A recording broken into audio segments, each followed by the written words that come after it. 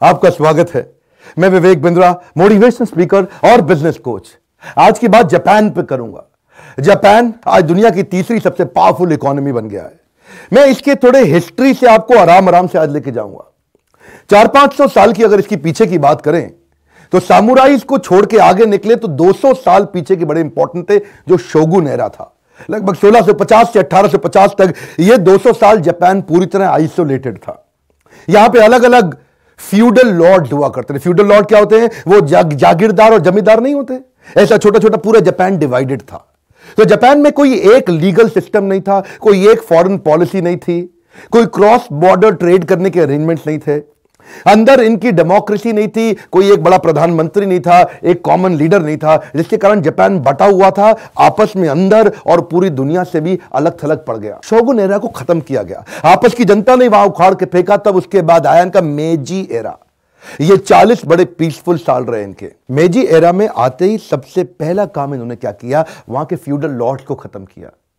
जो इनके जागीरदार जमींदार थे, जिन्होंने पूरे देश को डिवाइड किया हुआ था टुकड़ों टुकड़ों के अंदर, उनको खत्म करके एक कॉमन एस्टैब्लिशमेंट लाके जापान में बिल्ड करी। क्या किया? पहले तो इलेक्टेड पार्लियामेंट लेकर के आए, डेमोक्रेसी खड़ी करी, एक ऐसी गवर्नमेंट तैयार करी जिसने कॉमन टैक्स सिस्टम बना लिए।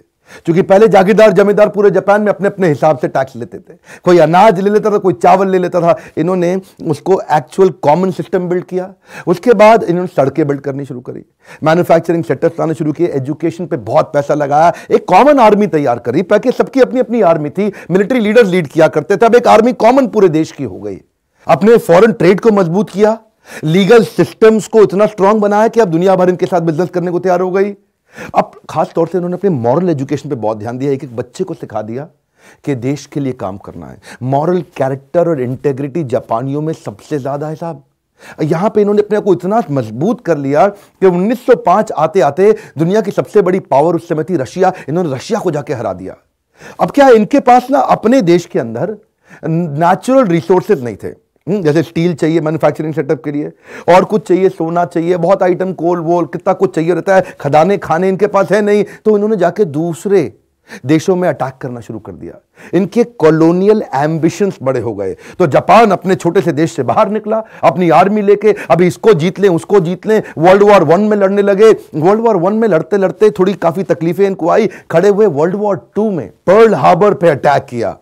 वो जो 1941 में उन्होंने जाके अमेरिका पे अटैक कर दिया ना, वो बड़ा गलत हुआ, क्योंकि जिसने ट्रिगर किया बाद में अमेरिकन को हिरोशिमा नागासाकी पे फेंकने के लिए। अमेरिका उस समय अपना आधिपत्य स्थापित करना चाहता था पूरी दुनिया में। अमेरिका उस समय इंटरनेशनली अपने आप को पावरफुल बनाना चाहता था, और तब उसको मौका मिला। वहां पे जाकर उसने देखा कि जापान पे जाकर के फोड़ दो। और वहीं पे उस समय, क्योंकि ये न्यूक्लियर पावर उस समय अकेले ही देशों में था, न्यूक्लियर पावर, वहां से एक्चुअली जापान की बहुत बुरी हालत हुई। एक फेंका, उसके बाद दूसरा और फेंका। ये अगस्त में आते आते सेकेंड वीक तक जापान ने पूरी तरह अमेरिका को सरेंडर कर दिया था। उन दिनों बोला कि भैया देखो, अनकंडीशनल सरेंडर है, तुम जो चाहो हमसे करा लो। क्योंकि अमेरिका ने इतना बुरा हाल किया, तो अमेरिका वापस आया इनके पास, आके एक ट्रीटी साइन कर लिया। देखो, हम तुम्हें माफ कर देंगे, लेकिन तुम क्या करो, इस समय अपनी आर्मी बिल्ड नहीं करोगे। एक ऐसा ट्रीटी आर्टिकल 9 इनके साथ साइन कराया कि तुम अब आर्मी तैयार नहीं, आर्मी पे इन्वेस्ट नहीं करोगे, हम तुमको सुरक्षा देंगे। जब कहीं इंटरनेशनल झगड़ा होगा, हम तुम पे पैसा लगाएंगे, हम तुम्हारे साथ में तुम्हें आर्मी, एम्यूनेशन, सारा सपोर्ट क्रिएट करके देंगे। जापान ने बोला ठीक है जी, नहीं करते। तब तक इनकी आर्मी लीडरशिप, इनकी मिलिट्री लीडरशिप बहुत स्ट्रांग थी, क्योंकि इनके वो जो कॉलोनियल एम्बिशन थे ना, मैं हर देश को जीतता जाऊं। जापान में डीमिलिटराइजेशन पूरी तरह एस्टैब्लिश हो गया, अब मिलिट्री पे पैसा लगाना नहीं। तो जो सबसे बुद्धिमान लोग थे, उनको जापानीज सरकार ने बोला कि तुम जो है बिजनेस पे फोकस करो। उधर उस समय एडवर्सिटी को अपॉर्चुनिटी बनाया। जो लोग स्ट्रांगली मेंटल हो रहे थे, वो मेंटली स्ट्रांग हो गए। जिनका होपलेस एंड था, एंडलेस होप बिल्ड कर दिया। हिरोशिमा नागासाकी में नुकसान इतना हुआ कि आज तक लोग अंधे, लंगड़े, गूंगे पैदा होते रहे हैं वहां पे। क्षमा चाहता हूं, कठोर शब्द मैं जानता हूं, लेकिन इतनी तकलीफें रही, उसके कारण ये लोग रुके नहीं वहां पे। अपने देशवासियों को बताते थे कि तुम सब एशियन से ज्यादा पावरफुल हो, तुम सब गोरों को भी हरा सकते हो, उखाड़ सकते हो। लोगों को वापस खड़ा किया। अच्छा, उस समय पे इसूजू, निसान और टोयोटा, ये सारी वो जापानीज गाड़ियां बनाने वाली कंपनी थी जो मिलिट्री को अपने प्रोडक्ट्स दिया करती थी, सप्लाई किया करती थी। सोनी उस समय तक वो दूरबीन बनाती थी, उसने कैमरा बनाने शुरू कर दिए। ये जो मिलिट्री को ट्रक और बड़ी गाड़ियां दिया करते थे, उन्होंने कमर्शियल गाड़ियां और पैसेंजर गाड़ियां बनानी शुरू कर दी। और वही बुद्धिमान लोग जो आर्मी में थे और जो कर्मठ और मेहनती डिसिप्लिन लोग थे, वो सब के सब अब बिजनेस में आ गए। वो सब दुनिया की सबसे प्रोडक्टिव लेबर आई क्यों? क्योंकि वो आर्मी से आई थी। दुनिया के सबसे ज्यादा एफिशिएंट लेबर कैसे मिली जापान को? क्योंकि वो जापान की आर्मी से निकल के आई थी।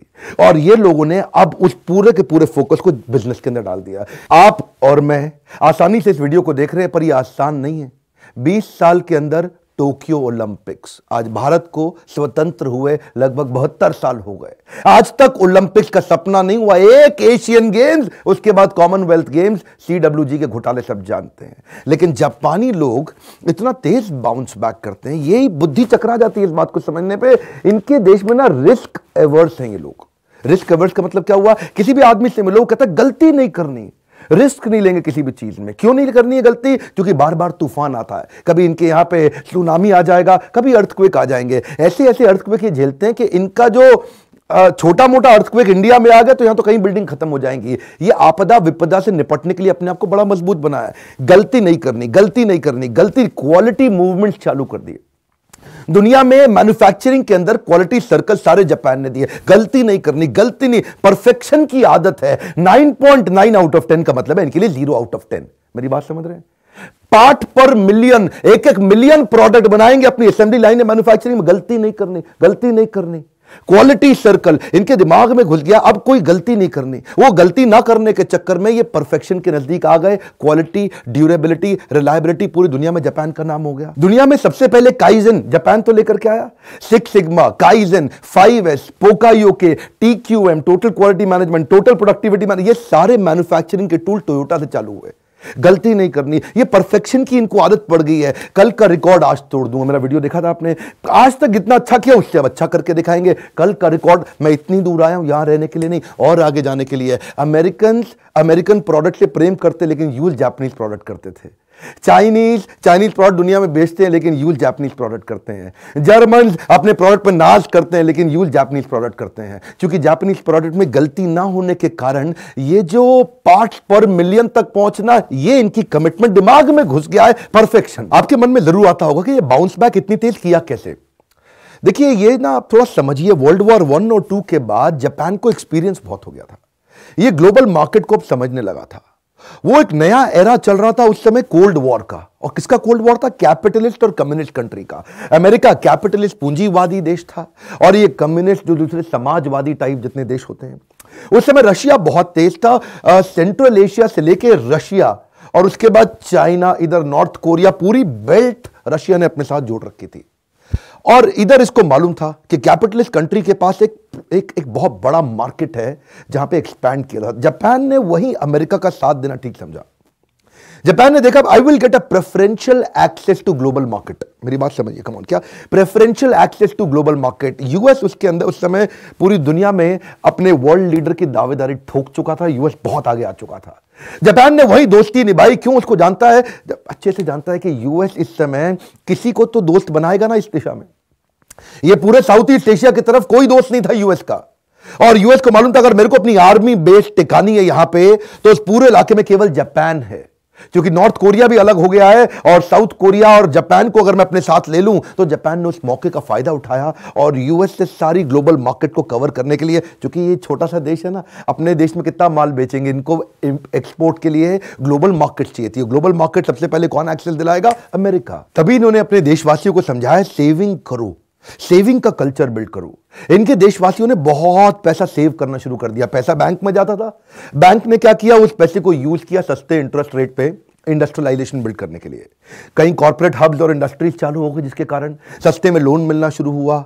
अब सारी इंडस्ट्री फैक्ट्रियां लगने लगी, कॉर्पोरेट हब्स बनने लगे, तो नौकरियां मिलने लगी। अब नौकरियां मिलने लगी तो नेचुरली पूरी की पूरी इकोनॉमी ग्रो करने लगी। तो ये बेसिक टिपिंग पॉइंट इंप्रूव करते थे। यही कारण था कि 64 में ये पहली नॉन व्हाइट कंट्री थी। केवल गोरे लोग तब तक ओलंपिक्स लीड किया करते थे। पहली नॉन व्हाइट कंट्री बहुत तेज कैसे आगे आई? 9 दिन पहले ही बुलेट ट्रेन बना दी। उस समय बता रहे हैं 1964 में अपने इंडिया में। आज बुलेट ट्रेन बनाओ तो लोग कहेंगे पैसे बेकार कर रहा है, ये गरीब को खाना खिला देता। यहां तो बुलेट ट्रेन कोई बना नहीं देता। उस समय 1964 में उन्होंने बुलेट ट्रेन बना दी थी। अपने कमर्शियल पैसेंजर जेट बना दिए थे, जिसमें खिलाड़ियों को प्राइवेट पैसेंजर जेट के अंदर उनकी आवाजाही कराते थे। इन लोगों ने ना शुरू से ही तेज आगे बढ़ने के लिए morality, character, ethics, values, integrity, इस पे बहुत काम कराया। इतने पंक्चुअल होते हैं ना जापानीज लोग, उनके लिए 1 सेकंड लेट होना जीने मरने जैसी बात हो जाती है। ऑन एन एवरेज एक ट्रेन जापान के अंदर, सुनिएगा आपसे बता रहा हूं, 6.5 सेकंड साल में लेट होती है मैक्सिमम। अगर कोई ट्रेन 10-12 सेकंड लेट हो जाए तो वो ट्रेन डिले का सर्टिफिकेट लाके आपको पकड़ा देगा। हाँ जी, हमारे कारण आप आज लेट हुए हैं। अगर आप ऑफिस जा रहे हैं और 10 सेकंड लेट पहुंचे तो अपने बॉस को बता दीजिएगा गलती आपकी नहीं थी, ये ट्रेन के ड्राइवर की थी, उसने ट्रेन 10 सेकंड लेट कर दी और यहाँ 10-10 घंटा के बाद भी भोंपू बजता रहता है। यात्रीगण, असुविधा के लिए खेद है। आपको हुई असुविधा के लिए हमें खेद है। मोरालिटीज और सोशली रिस्पॉन्सिबल बिहेवियर इनके खून में डाल दिया है, पूरे समाज के खून में डाल दिया है, स्कूल से पढ़ा पढ़ा के डाल दिया। डिसिप्लिन, डिसिप्लिन, डिसिप्लिन, डिसिप्लिन, भयंकर डिसिप्लिन लोग हैं।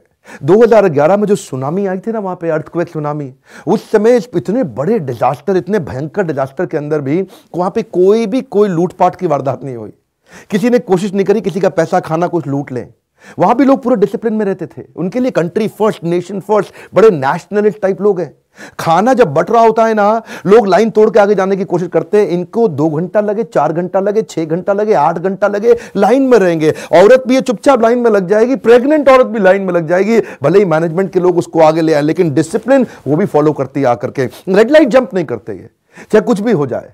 अगर रेड लाइट रात को 2 बजे भी है, वो एक फेमस किस्सा, इंडियन और जापानीज लोग दोनों गाड़ी में जा रहे थे, रात के 2 बज रहे, सुनसान है, रेड लाइट पे कोई भी नहीं है वहां आसपास। उसने, इंडियन ने बोला, अरे चलना, कोई फर्क नहीं पड़ता, कौन देख रहा है, अब तो कोई है ही नहीं, जरूरत ही नहीं है, तो चलना चाहिए। वो बोला, नहीं यार, दूर की बिल्डिंग से अगर कोई बच्चे ने भी मुझको देख लिया तो उसके मन में ये आ जाएगा रेड लाइट जंप करना गलत बात नहीं है। Why should I set a wrong example for him. ये लोग के लिए एक एक सेकंड बड़ा महत्वपूर्ण है। मैं एक बार आपको अपना पर्सनल किस्सा सुनाता हूं। मैंने कहीं जापानीज कंपनीज के लिए काम किया है। मैं एक बार एक जापानी से मिलने के लिए जब गया, उसने 9 बजे का टाइम दिया, मैं 9:01 पे पहुंचा। 1 मिनट लेट था मैं, लेकिन मुझको मालूम था यार टाइम से पहुंचना जरूरी है। वो आदमी मुझे बोला, डॉक्टर बिंद्रा आप लेट हो गए, कोई बात नहीं, लेकिन अगर अगली बार आप लेट हो तो आप ना मुझे बताएं कि आप लेट हो गए, कोई और मुझको फ़ोन करके बताए डॉक्टर बिंद्रा इस दुनिया में नहीं रहे। मैं कहा क्या? मैं कहा इसका मतलब इंडिया में समझते हो, इसका मतलब है कि आपकी डेथ हो गई है। बोला इसका जापान में भी यही मतलब है कि आपकी डेथ हो गई है। उस दिन से जिस दिन आप लेट हुए, आपके नाम के आगे परमानेंट लग जाएगा लेट श्री विवेक बिंद्रा, और तब वो लेट परमानेंट आपसे जिंदगी भर के लिए जुड़ जाएगा, लेट श्री विवेक बिंद्रा। बोल इनके लिए ना 1-1 मिनट, मैं उस दिन इतना घबरा गया उसकी बात सुन के, 1-1 मिनट को लेकर इतने फिनिकी है टाइम को लेकर के। यही कारण है कि लोग उन पे विश्वास कर पाते हैं। जानते हैं लोग विश्वास क्यों नहीं करते? क्योंकि लोग विश्वास तोड़ते हैं। जापानी आदमी एक बार मुंह से वचन दे दे, इसका मतलब उसके लिए जीने मरने की बात हो गई। फास्टेस्ट वे, गोल्डन स्टेटमेंट दे रहा हूं, fastest way to restore your broken trust is to honour your commitment. अगर किसी ने आपका विश्वास टूट गया ना, अगली बार अपने वचन को पूरा करना शुरू कर दो। जब आप बार बार वचन पूरा करेंगे, लोग आप पे विश्वास करना शुरू कर देंगे। इसीलिए जापान में बनी टोयोटा इनोवा पे हर आदमी विश्वास करता है। क्यों? रिलायबिलिटी है। इन्होंने क्या किया, इन्होंने इतने डिफेक्ट्स कम कर दिए, असेंबली लाइन पे इतने डिफेक्ट्स कम कर दिए। ये ढूंढते हैं इस डिफेक्ट का कारण क्या है। ये डिफेक्ट नहीं खत्म करते, डिफेक्ट का कारण खत्म करते हैं। और अगर डिफेक्ट का कारण समझ में नहीं आ रहा तो डिफेक्ट के कारण के पीछे का जो कारण है उसको समझने की कोशिश करते हैं कि इस कारण को किस कारण ने कारण बनाया।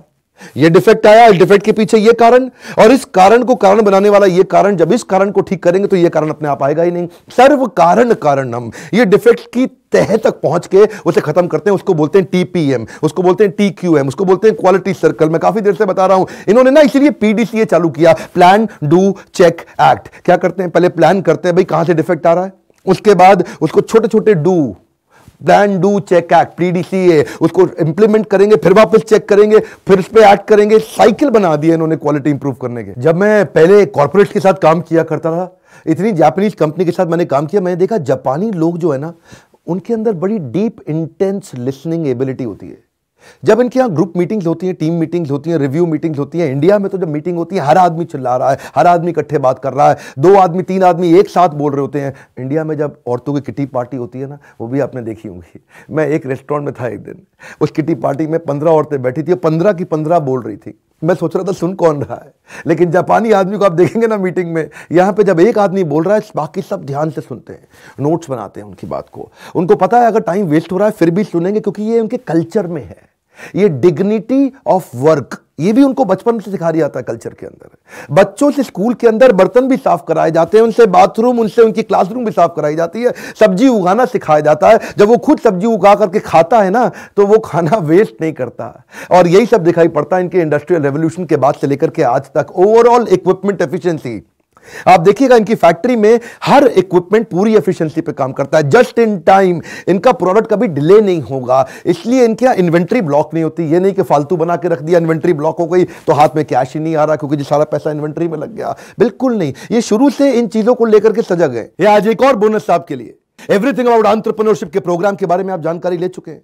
1500 रुपए महीने में ऐतिहासिक, अद्भुत, दुनिया का मोस्ट अफोर्डेबल प्रोग्राम। इससे कम पैसों के अंदर इससे पावरफुल प्रोग्राम दुनिया में कोई नहीं दे सकता। क्यों जानते हैं? मेरे साथ में मिलके आपको ट्रेनिंग कौन देंगे? फोर्ड मोटर्स के global chairman mister Alfred Ford, जो हेनरी फोर्ड के पोते हैं, वो हमारे साथ जुड़ चुके हैं इस प्रोग्राम में। वो आपको ट्रेन करेंगे। आरओ में हमारे देश में नंबर 1 केंट है, तो केंट आरओ के चेयरमैन मिस्टर महेश गुप्ता हमारे साथ जुड़ चुके हैं, वो आपकी ट्रेनिंग करेंगे। मोबाइल में नंबर 1 शाओमी है, तो शाओमी के इस समय सीईओ मनु जैन आपकी ट्रेनिंग करेंगे मेरे साथ मिलकर के। बजाज कैपिटल के चेयरमैन खुद संजीव बजाज मिलकर मेरे साथ आपकी ट्रेनिंग करेंगे। पैकर मूवर्स में अग्रवाल पैकर मूवर सबसे बड़े हैं, मिस्टर रमेश अग्रवाल मेरे साथ आपकी ट्रेनिंग करेंगे। डॉक्टर्स में डॉक्टर देवी शेट्टी, पद्मश्री पद्म भूषण हमारे साथ मिलकर आपको सिखाएंगे। डॉक्टर अरविंद लाल पैथ लैब से आपको हमारे साथ मिलकर सिखाएंगे। हमारे देश का नंबर 1 सर्कुलेटिंग न्यूज़पेपर है दैनिक भास्कर, उसके मैनेजिंग डायरेक्टर गिरीश अग्रवाल मेरे साथ मिलकर आपकी ट्रेनिंग करेंगे। एक बात बता रहा हूं आपको, यह दुनिया में पहली बार हुआ है कि इतना बड़ा महाकुंभ तैयार हुआ है जहां करोड़पति अरबपति लोग आपके साथ प्रोफेसर बनके आपको ट्रेन करेंगे। मेरे वीडियोस के अलावा ये सब लोग जुड़े हुए हैं मेरे साथ में। इसी नंबर पे फोन करके चेक करिए कि और कौन कौन से एंटरप्रेन्योर और कौन कौन से अरबपति मेरे साथ में प्रोफेसर है जो आपको सिखाएंगे। और हां, स्टूडेंट के लिए 750 रुपए महीना, एंटरप्रेन्योर के लिए 1500 रुपए महीना। एक बात तो पक्की है, देश को बदलने की मैंने ठान ली।